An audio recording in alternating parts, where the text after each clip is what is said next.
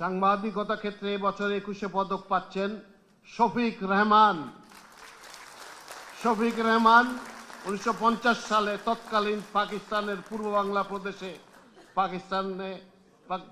বাংলা প্রদেশে sports reporter হিসেবে সাংবাদিকতা শুরু করেন।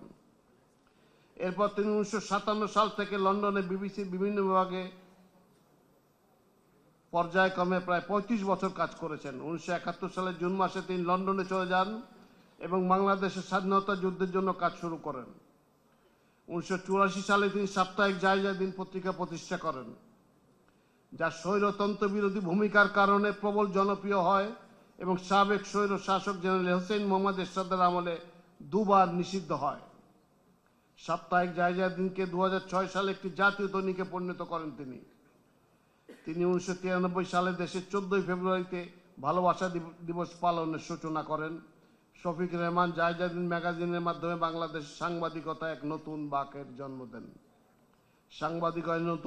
সাংবাদিকতায় নতুন যুগের সূচনার স্বীকৃতি হিসেবে শফিক রেহমানকে 2026 সালের 21 পদকে ভূষিত করা হলো। তাকে তার পদক গ্রহণ করার জন্য মাননীয় প্রধানমন্ত্রীর নিকট নোভা এলইডি টিভি, ঝকঝকে ছবি, নিখুঁত শব্দ, 5 বছরের ওয়ারেন্টি। নোভা মানে সঠিক মান, নিশ্চিত সেবা।